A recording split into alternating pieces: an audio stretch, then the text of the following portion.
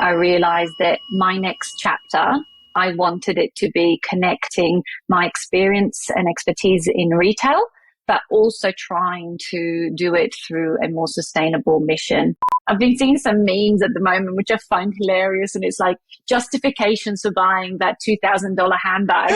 And it's all about like, break it down, how many days you're going to use it for, how much, and it turns out to be less than like coffee a day. Doing the girl math. The girl math, yeah, exactly. Yeah, so I think it's almost like that, the sustainability maths. In my view, a small niche group of people doing a lot won't move the needle enough. It needs to be the masses doing a little that will actually really start to move the needle. Welcome to Add to Cart, Australia's leading e-commerce podcast that express delivers all you need to know in the fast-moving world of online retail. Here's your host, Bushy.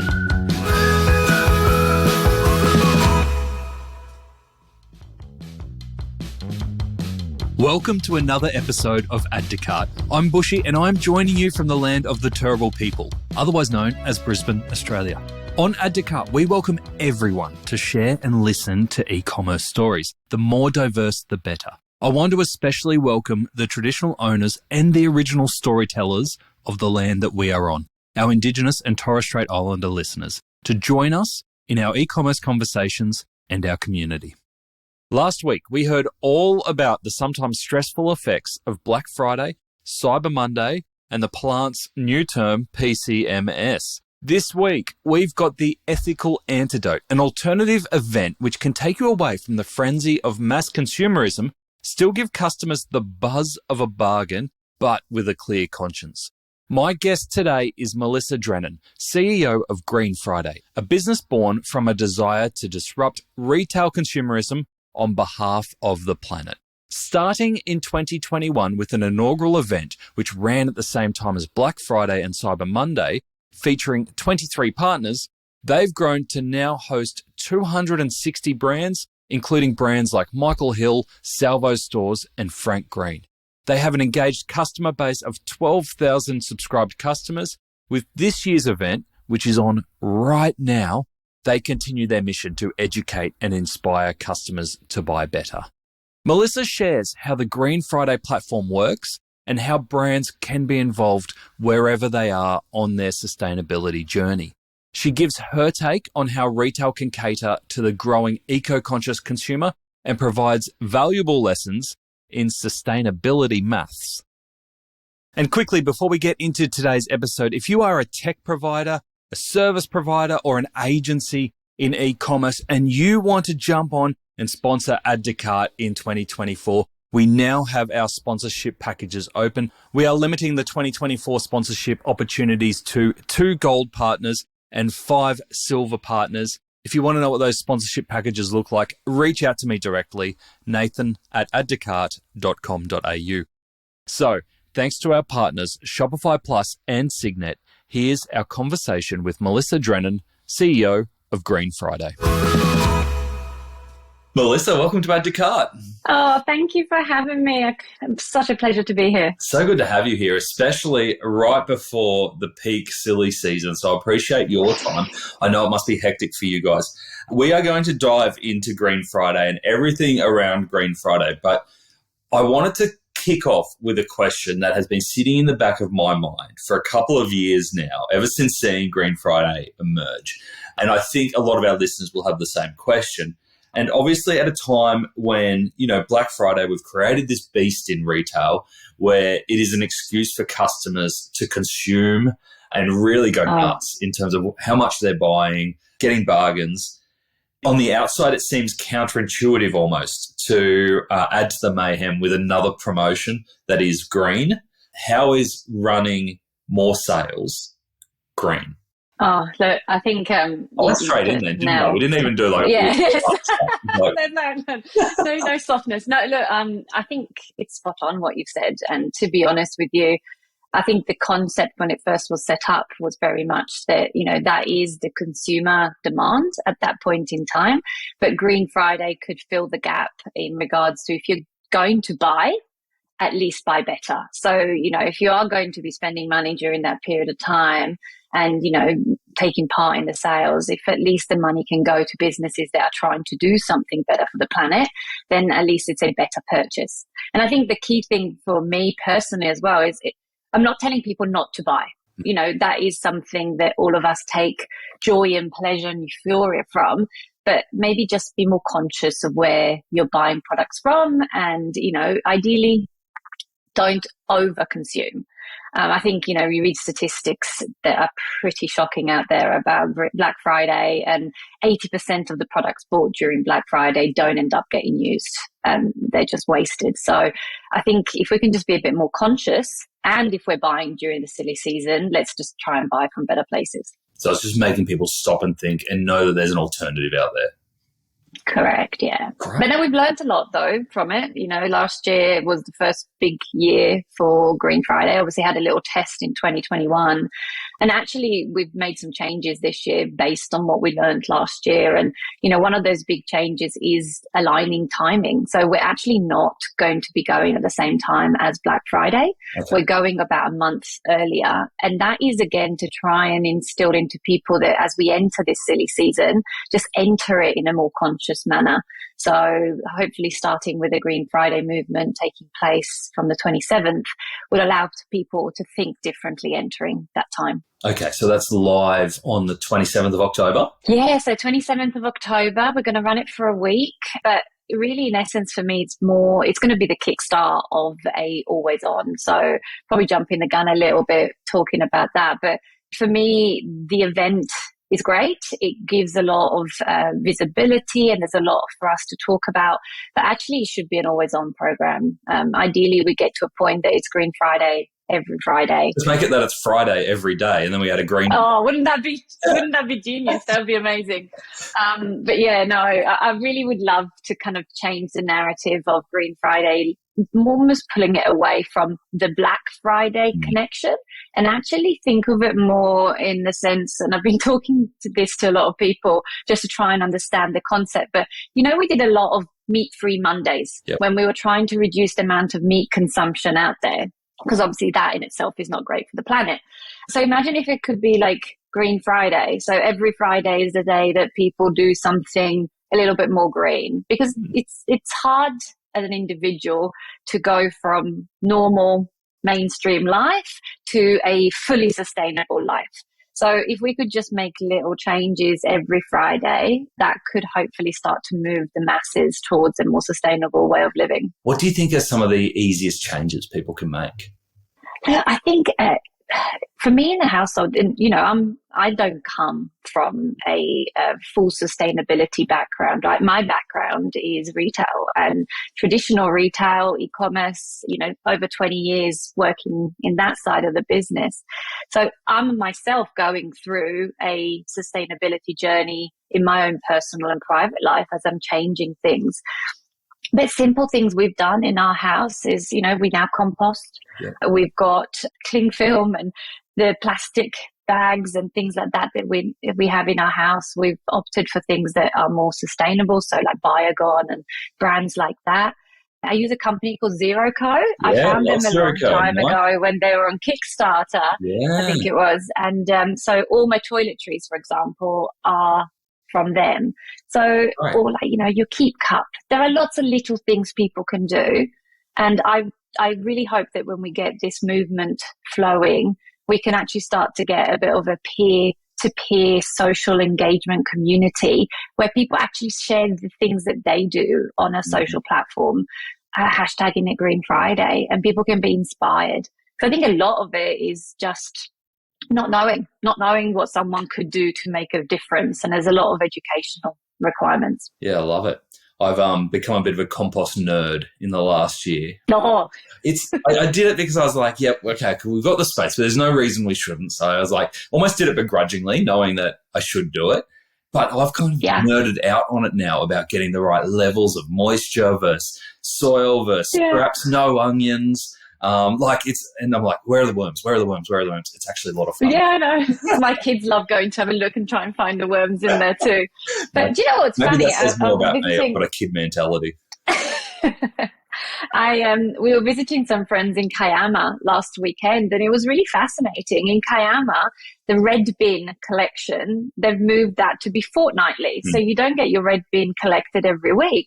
And in fact, it's almost forcing it onto people that they have to compost because the bin just gets too full too quickly otherwise. So it's interesting what, government and local councils and stuff can also do to make things a little bit easier. Absolutely. So how did Green Friday initially come about? You said that, last year was the first big year. You had a trial year before that. Where did the emphasis come from?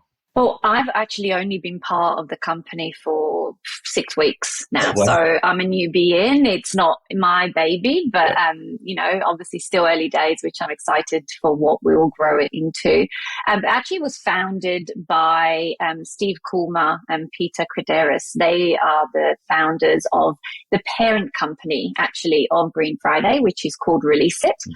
Release It went to market around the same sort of time as Green Friday, probably about 6 months prior, and it's a rental marketplace. So the concept behind that is basically the one-stop shop if you want to rent anything for any occasion. So you want to go out for a kayak, you need to mow your lawn. Why own all of those things when you don't, need to use them all the time? Yep. And they kicked that off. And then about 6 months in, Peter comes from a background, he's behind Click Frenzy back in the day, about a decade ago. So he kind of saw a gap in the market, as we said before, for people that are after, deals, and they're after some, discounts during the silly season, but no one was doing it with a sustainability focus. So that's when they basically ran the small trial. They had about 15 brands live and lots of interest from brands, but they couldn't accommodate it. Yeah. So that's kind of when it started back in 2021 during COVID lockdown, I think, actually. It was all done from home. Shopify have put together their version of the Australian e-commerce Avengers. 10 e-commerce experts, including me. Unfortunately, I think I'm the Hawkeye of the group, to give you tips on how to set yourself up for success this year.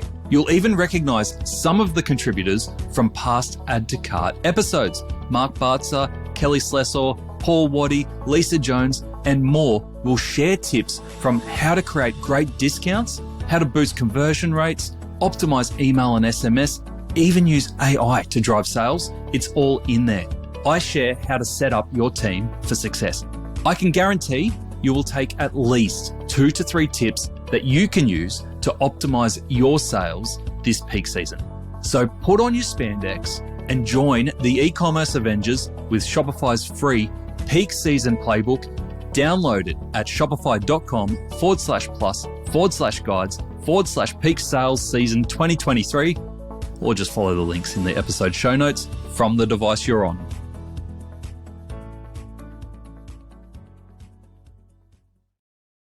You mentioned that your background is in retail. Yeah. You've had senior roles at Catch and The Iconic. What was it? What was it that the team said that you were like, yep, this is my mission now? So I think, like I said, back in the UK, I moved to Australia in 2011. So my background has been buying and planning through and through, right? So I was on the other side of the fence of trying to negotiate prices down on products and try and sell more units than you could ever dream of, right? And then obviously joined The Iconic when it was a tiny little startup, which was an incredible 10-year journey in that business. Yeah. But the last 2 years I was actually at The Iconic, and we started being really focused on sustainability within The Iconic. Obviously, it's a subset of the business, probably from about 2014 onwards. But I was fortunate enough that my last 2 years at The Iconic, I actually led in an exec role, growth, business development, and sustainability. So I was looking at innovation through the sustainability lens as well. And that was, to be honest, my first take on sustainability in a deep way. So trying to set up science-based targets and work out how we're going to get to the state that we want to. So I think it was during those 2 years that I realized that my next chapter, I wanted it to be connecting my experience and expertise in retail, but also trying to do it through a more sustainable mission. And I think the area that most excites me is circularity. So, I think that's why I'm leaning a lot into Release It. And we also have another company, which is a subset of Release It called Kindershare, where we're really kind of going down a focus on baby equipment rental. Because, you know, as a mum of two, I know how much money you spend on those little things that grow up far too quickly. So it's so much better to be able to rent some products that the time that they use it for is just so little. I thought you were going to say you can rent your kids out for a while and just have a... Oh, that would be amazing, right? Yeah, just for a play date. There you go.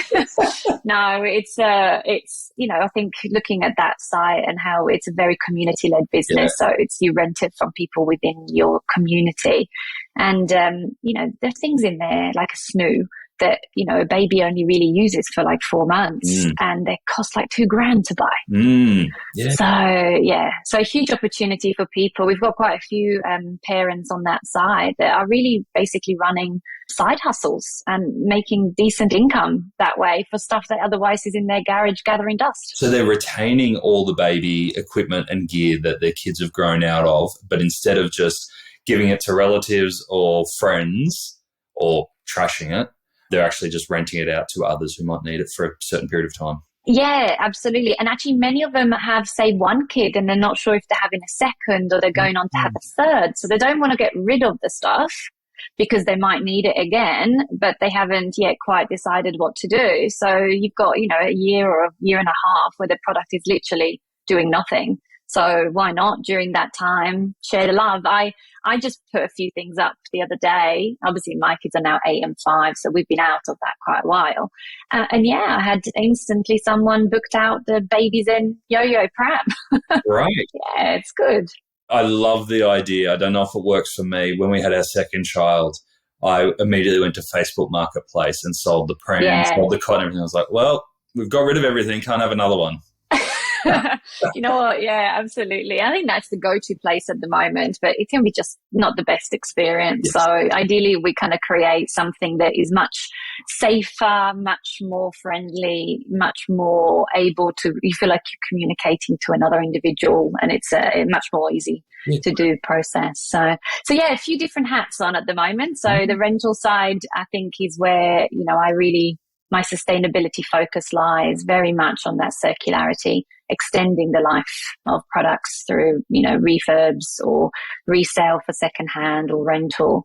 And the best part is that Green Friday encompasses that too. So we've got a category in there that is all about circularity. So I can bridge those two things and hopefully have something that, you know, we can help consumers make better choices, but also support the brands that are trying to make a difference. And from a group strategy, as a group of brands around that sustainability space, is the strategy at the moment to try and launch as many offerings to hit the right markets and the right customers and see what takes off? Because customers are still trialing this kind of behavior themselves. So it's pretty hard to go, yes, this is the one that's going to make it. Is it a case of trialing a whole bunch of things and then seeing what customers respond to and what habits we can change? Yeah, and actually part of that's what's been kind of done with Release It. So when Release It itself was launched, it was a very broad marketplace for rental.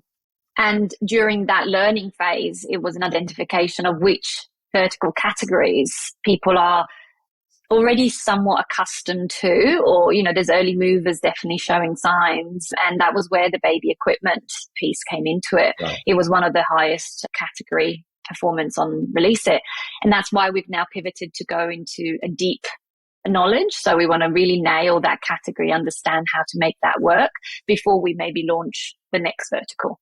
But yeah, I think all of it is test and learn. I think as a startup, you know, it is entirely that approach you should take. The critical thing is you're listening to your customers and building something that they're showing interest in rather than just going ahead building something that they don't have any desire for. Very smart. The planner mentality never leaves, does it?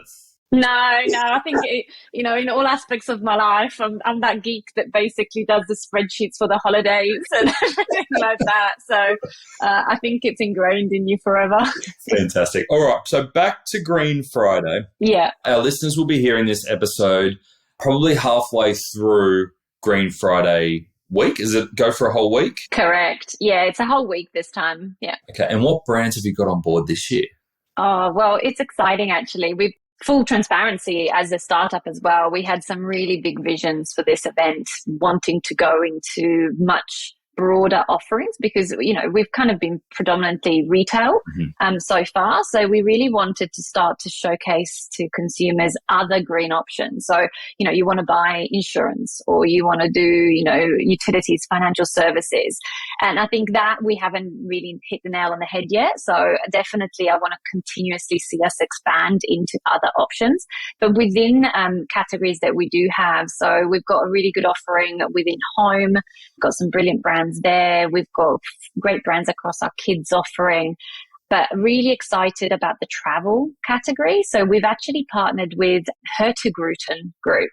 Now they are a cruise company. They do the only hybrid cruises around the world. So they literally have these crazy ships that are, when they get into ports, they're able to dock themselves and be fully self-creating their own energy. And they're coming on board and they've got a huge ambition and mission of what they want to achieve. But then we also have new to the site this year, Michael Hill.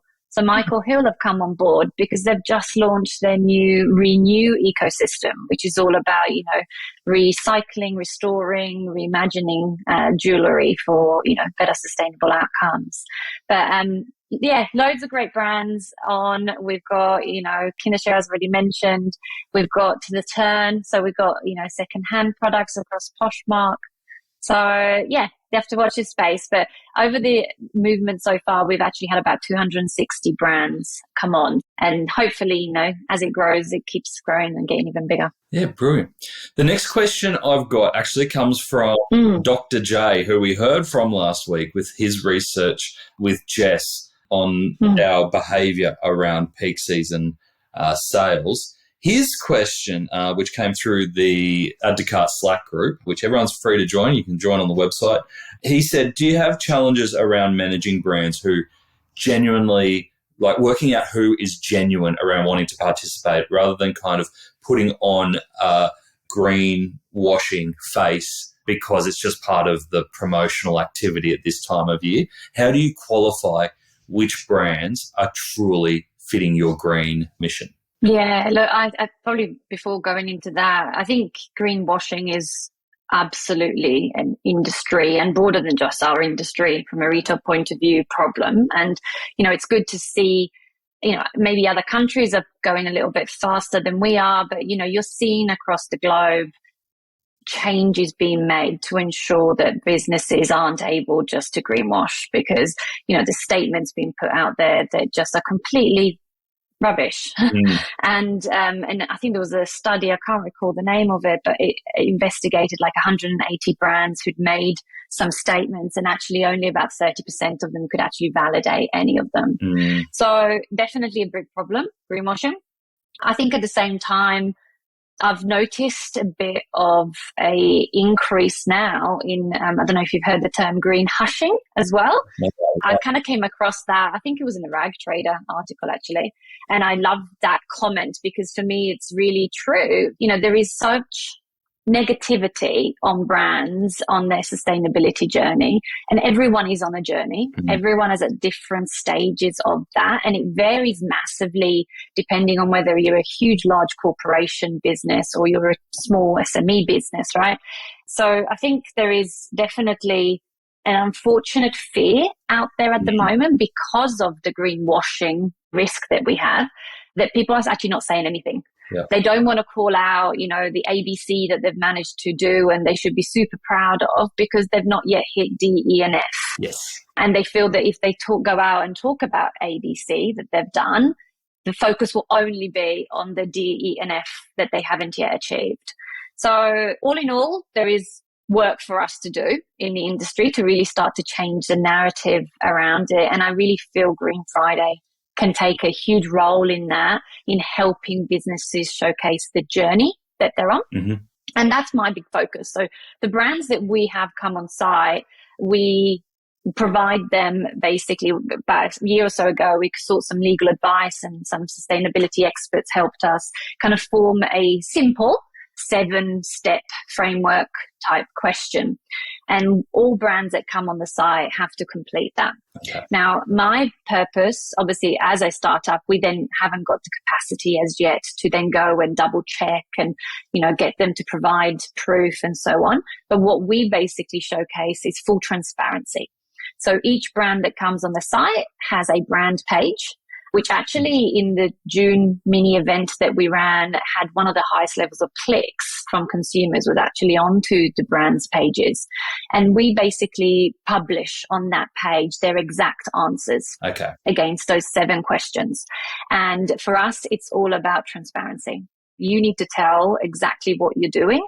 And we review those before they come in. So if we feel that they've been a bit too wishy-washy in their answers, we'll go back. And we're taking on a role of guidance more than anything. So we're not vetting, but we're providing guidance on that. And the guidance, for example, is we have a brand portal. So we have obviously the consumer-facing site, but then Green Friday has a back-of-house brand portal. And we really see that being a place that brands can start to learn and educate and connect with solution partners. So within the portal, we have solution partners that can help them on that sustainability journey themselves. So we've got Clean Sustainability there that they can connect with, Humi that can do, some of their sustainability scoring. We've got Mateship that can help with some of their delivery aggregation mechanics. In that, for example, we have blogs and posts. So we just converted some of the latest ACCC greenwashing guidelines into something quite simple and tangible for them to understand. So our role here very much is just providing transparency, making sure that consumers come on and know exactly what they're getting. And over the years, as we develop and grow bigger, I would like to enhance that even further. But for where we are right now, it's basically that. It's just full transparency and authenticity on what you're actually doing. And can any brands get access to that? Because I think that sounds like a pretty good resource for any brands who might be on the journey. Or do you have to be a member within the portal to access those? It's totally free to be a member on the portal. Yeah. So they can just come on and do that. And maybe again, I'm jumping the gun a little bit. At the moment, obviously, the way the site works is almost like a media sales site, right? Businesses come on and they buy packages. So they'll buy a package for a certain amount of products and then different tiers within that we run during the event. But my vision is post this event is for it to be converted, as I said before, into an always-on platform and converted eventually to a marketplace, like a commission-based run marketplace, which hopefully will therefore allow us to showcase a lot more brands and a lot more products, because that will give access for any brand to basically come on to load their products, create their brand page, and then transact as customers desire, rather than having to put forward packages up front.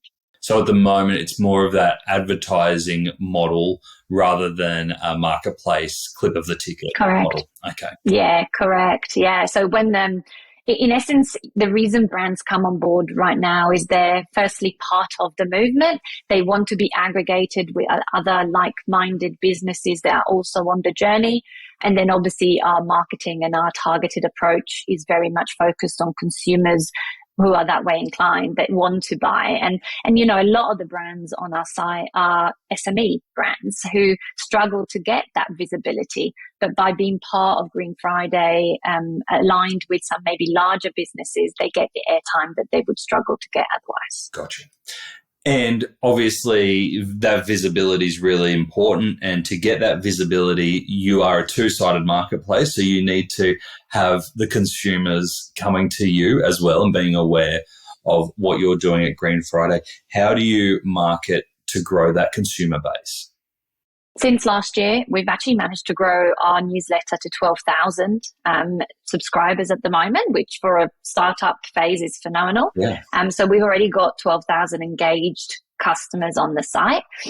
We've been using traditional marketing methods, so a lot of trying to get into press, get to media, me doing things like this is obviously trying to grow awareness, but really we'll be doing a lot of social. So social will probably be a large component of the way that we try and engage with new customers that are like-minded. Mm-hmm. We're doing quite a lot of giveaways and competitions. So thankfully, a lot of the brands that are part of Green Friday are supporting us with that. So like I said before, Hurtigruten are actually giving away a cruise as one of the competitions. That's cool. So there's some really exciting ones actually. There's going to be almost a daily competition taking place over the week. So it's really worthwhile people kind of signing up to see what it is, because if you sign up to the newsletter, you'll get access to all the competitions from the very start, versus obviously having to wait on a daily basis for the ones to come through.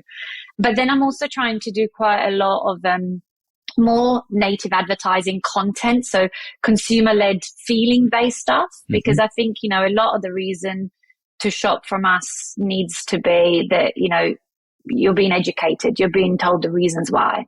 So little by little, we'll try and grow that as well, but hopefully we'll get a bit of press as well, which will be fantastic. Yeah. So in terms of that model around the signing up for packages, can you give us a guide on what ranges we're looking at there? If we've got brands listening to this who want to get involved, what kind of range do you need to invest and be part of Green Friday? Yeah, so the starting standard package is $600. Okay. And that gives you obviously product placements on the site. There are 2 tiers above that, 3,000, 6,000, that obviously give you much larger visibility. You get social content, you get EDMs, you get front homepage allocations and so on. But what we've also done with a lot of brands, if they're not in the position to do that, especially when you're looking at SMEs, we've run bespoke. So, you know, I've got a couple of people on the side that just want to be part of it, but they, you know, couldn't really stretch to a 600. So we've given them one placement for $100. Yeah. Okay. Just so they can be on and feel like they're part of that community. So if budget is a constraint, I wouldn't say don't reach out, because, you know, I'd much rather have a really, really broad offering, because that in itself is going to engage the customer a lot more and create that right flywheel, versus keeping my purse string super tight and not allowing people to come on the site. And then all of a sudden the consumer comes on and doesn't really engage with it, especially now that we're only a week away. Well, when this gets launched, It will be during it. But like, you know, even for businesses that want to talk to us about the future state, because the key thing here is that I'm not taking anything down. So obviously we'll work with each of the brands that are on the site now, and they will choose whether they want to retain what they have on site still. They might need to take it down because it may have a discount, and they want to re-upload the full price version. Right.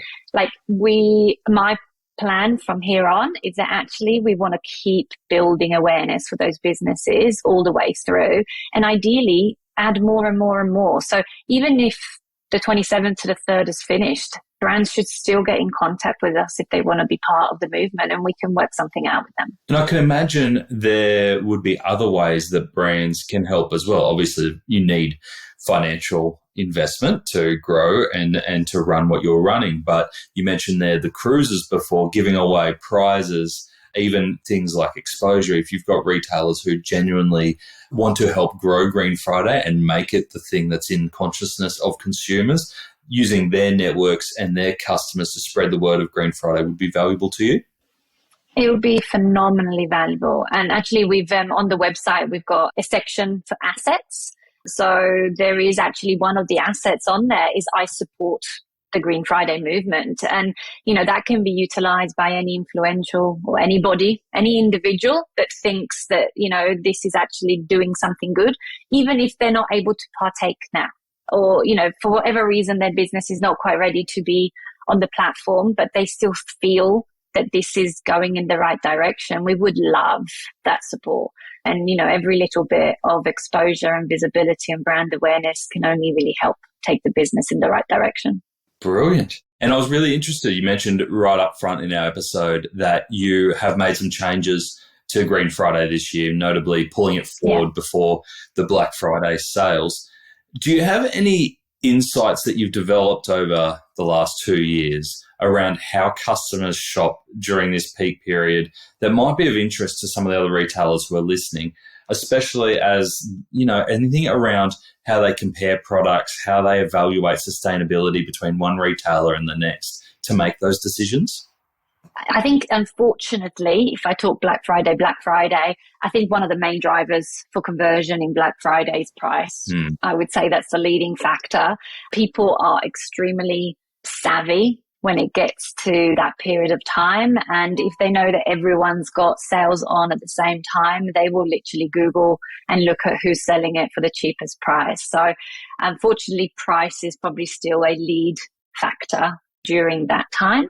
And partially another reason why I have pulled it forward a month. And I've actually, I want to shift the narrative again of Green Friday. It isn't just about discounts. For me, the platform is going to become a portal for discovery more than anything, and being introduced to brands and businesses that people didn't know about or didn't know that they had sustainability components of their business. It could be that overall they have a range that isn't, but within it they have made progress on certain aspects. So I've actually pulled it away from that because there are going to be products on our site that are full price. I don't want everything to necessarily have a big badge of 40, 50, 60, 70% off. Because again, I don't feel that's the right way forward for society. But I think, unfortunately, that is the mechanism of Black Friday. And it's unfortunately it's just a downward spiral. Is there a danger then that you will speak directly to people who are already predominantly doing green activities rather than converting those who are the consumers that you need to move towards a greener future? I think it's a chicken and egg mechanism, if that makes sense. You always need to have early adopters. And I think, most of sustainability thus far has been driven by early adopters. But we know with anything like technology and other aspects that the early adopters lead the way, but then mass comes after. And a lot of it, I think, needs to be not necessarily a business telling a consumer what to do, but it's actually consumer to consumer. I know it's a slow burn and it takes time to build out those organic communities, but that's my drive there. That's why I was talking about the Green Friday every Friday and people telling other people what they're doing or what they've bought, because I think that's where you're going to really start to get traction and convert people that maybe up until now have just been unsure of what to do, so they don't do it. Yeah. Did that answer the question?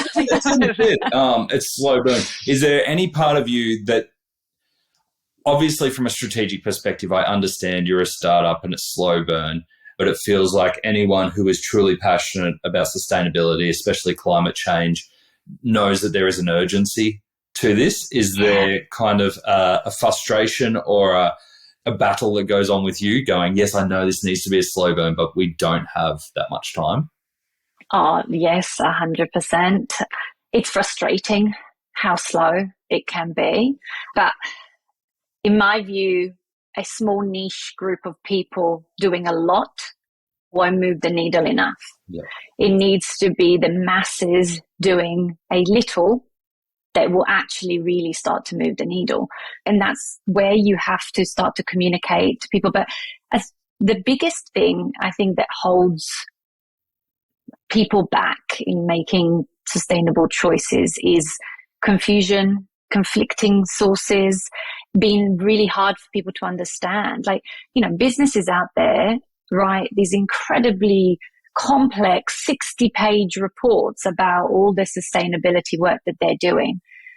But Joe Blogg's never going to go and read a 60-page report that a website or a company creates, right? I'd love to be in a position that through Green Friday, I have a mechanism to convert those 60-page reports into like a blink list version of them, or a really easily digestible social video content that explains them. Because I think that's the only way you're really going to start to communicate to people that aren't part of the early adopters and early movers about the stuff that they can really do that changes. And you're coming from, and I know your comment isn't about The Iconic, but you're coming from an organisation at The Iconic who does a lot of those things. some great documents, some great initiatives. Did you feel that they cut through to their customer the way that it was presented then? The reports as such, probably no. I think the best thing we did at The Iconic to really start to communicate to the customers our sustainability choices was when we launched Considered. So the Considered edit is really the first move that The Iconic did from a consumer-facing perspective that really, really enabled customers to make choices on the site. And then obviously being able to shop by your values. I think that's one of the most critical things in sustainability, because sustainability is so broad and sustainability means different things to different individuals. Some want to make sure it's entirely, animal cruelty free. Others are more about the ethical sourcing production. Others might be more about its carbon. So I think you need to also provide that way of thinking about it. And actually that's what we're doing this year. We've partnered with Prezi to actually introduce a journey through the Green Friday site. So you can choose to see which brands are most aligned to the things that are important to you from a sustainability perspective. So you might click, animal friendly, and it will bring up the brands that are most focused on animal friendly production. What do you get when you combine the spirit of Christian Dior, Coco Chanel, and Ian from The Warehouse? You get Signet's brand new capsule collection. They've said none to boring packaging and released a brand new range for their inaugural capsule collection. It's packaging, but classy. And as always, it comes with Signet's usual quality, competitive pricing, and the only non-French edition, amazing customer service. Coming to a Warehouse runway near you. Visit signet.net.au to browse the range and contact the team to find out how their packaging solutions can help your e-commerce business.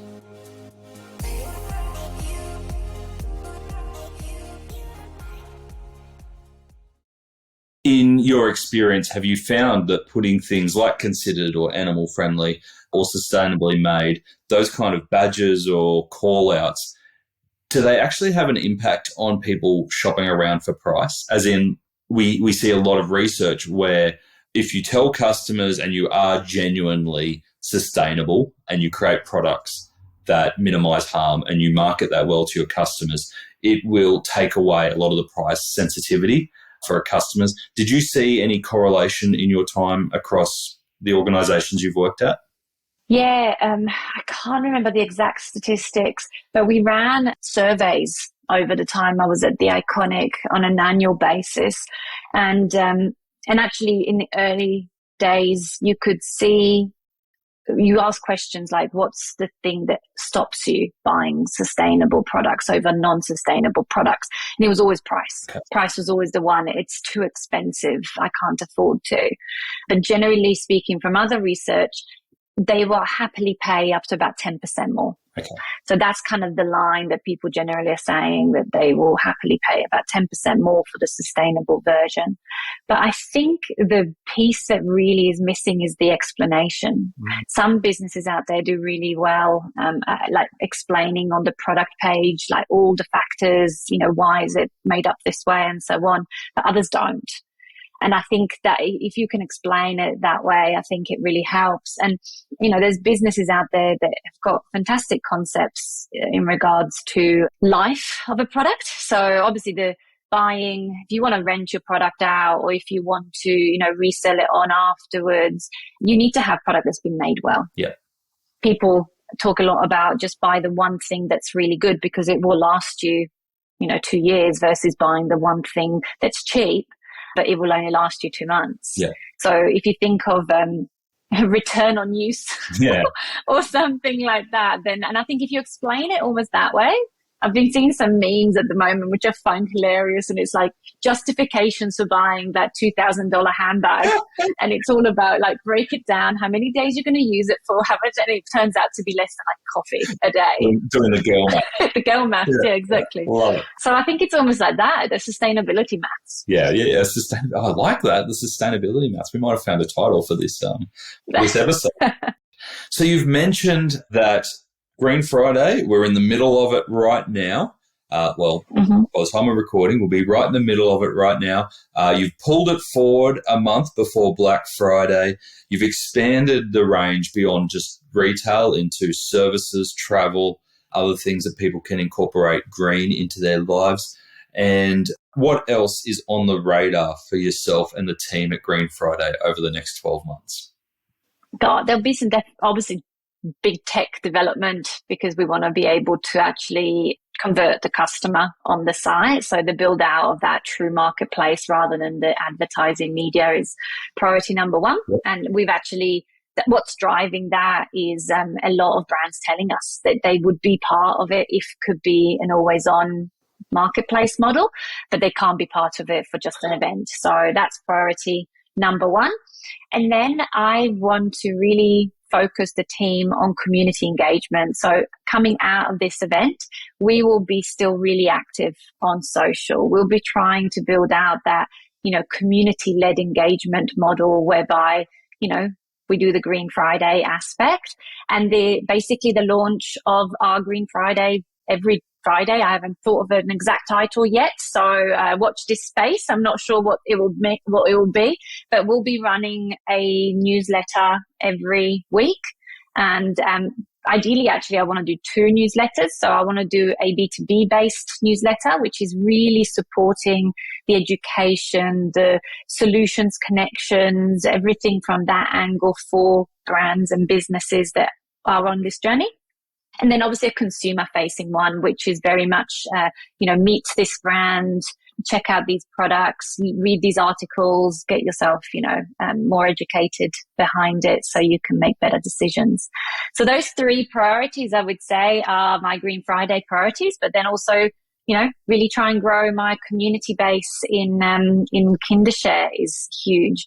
For me, the key thing I need to do in that space is grow the amount of people on the site renting product out. Mm-hmm. So if anyone wants a side hustle, if anyone goes and checks in their garage now and goes, oh my goodness, I do have a lot of baby stuff here, please reach out on the Kindershare side things as well, because that's also quite an exciting one. Not a bad roadmap for 6 weeks in the job. Yeah, I like to keep busy. Melissa, if we've got brands who have heard this and they want to get involved with Green Friday either this year or in what you're building over the next 12 months, or customers who want to check out what's happening on Green Friday this year, what's the best way for them to go about it? I'm on the Slack channel, the Add to Cart Slack channel, yes. So feel free to reach out in that. Otherwise, just ping me on LinkedIn personally. I'm happy to connect with you that way. Or if you just come to the greenfriday.com.au website, you can find in there how to contact us. If you want to get exposure just straight onto the site, then we have an email. It's called sales@greenfriday.com.au. But I'd rather you just reach out to me and we can chat and we can talk through it. So that's the plan. And the newsletter is the key one. If you're a consumer following this, I highly recommend you signing up to the newsletter. If anything, just to get access to all those great giveaways that the brands have actually set up for us. Yeah, I want to get on that cruise. Yeah, I know. Unfortunately, I can't, but I would also want to get on that cruise. Melissa, thank you for joining us on Add to Cart. Amazing. Thank you so much for having me.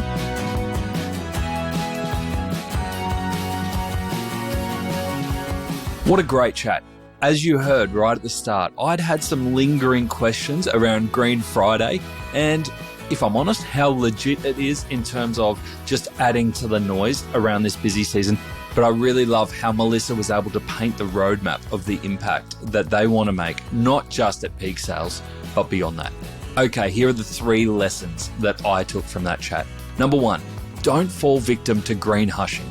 We actually need your voice. Melissa pointed out that some companies are at the start of their journey and might be reluctant to share the ABC of where they're at because they haven't completed DEF yet. But that's okay. The Green Friday site encourages complete transparency and being honest about where you're at on the journey. We need more brands speaking up about the actual changes they are making, even if they're not perfect. Number 2, sustainability maths. We've seen girl maths take social media by storm. Melissa introduced us to sustainability maths. Work out how many times you will use a product and how much it will cost per day over the life of the product. Products that last longer will work out cheaper in the long run. good to keep in mind if you're shopping those Black Friday sales. And number 3, solving with partners. While Green Friday has big ambitions and can make a big impact, they are not going it alone. We heard about their brand portal for retailers, which includes resources from Humi, who we've had on the show, Mateship, and even the ACCC. With such a big issue, it's important we work together rather than separately to make the biggest impact possible. You can access these resources over on the Green Friday website. Thanks for joining us today on Add to Cart. To listen to all our e-commerce conversations, now in the hundreds, you can head on over to addtocart.com.au. There, you can also join up to our free private Slack community to share e-commerce ideas, tips, and questions with other listeners. You can also subscribe to the Add to Cart weekly newsletter and browse some of the video highlights from our chats.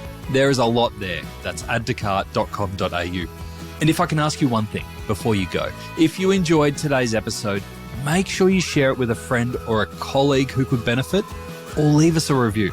It really makes a difference. Thanks again for listening, and until next time, keep those customers adding to cart.